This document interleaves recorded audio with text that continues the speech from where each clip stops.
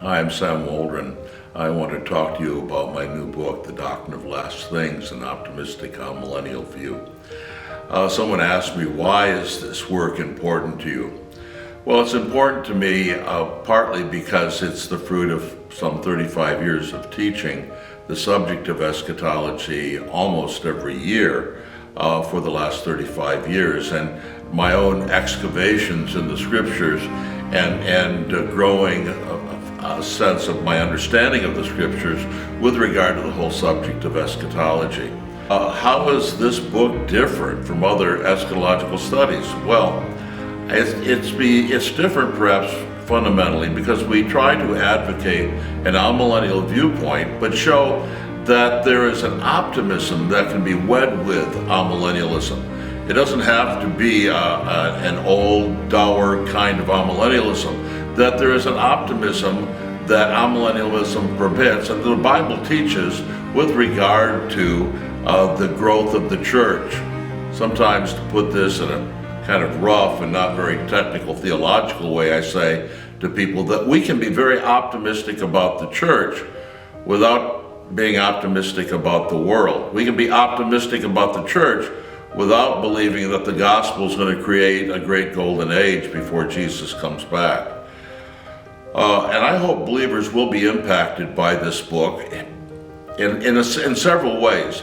I hope that it'll help them understand the scriptures in a much more consistent and helpful way, especially the scriptures and what the scriptures teach about the end of the story of redemption.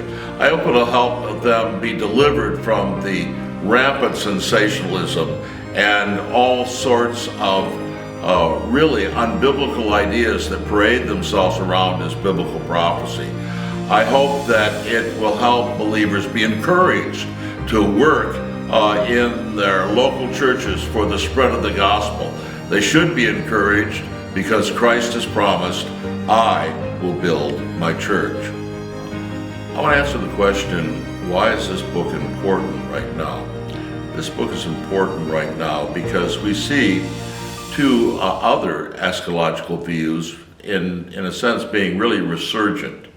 There is a resurgent dispensational premillennialism coming from a strong Calvinistic movement, and there is a resurgent postmillennialism coming from a strong perspective in many Reformed churches. I try to hit the balance and give a faithful and friendly critique, both directed to the resurgent dispensational premillennialism and the resurgent postmillennialism we have in our day. And I'll leave it to you to judge whether that critique is faithful. I think you'll find it friendly. My goal in my introduction to the book is to say that we have to deal with other Orthodox believers on the subject of eschatology with courtesy and love.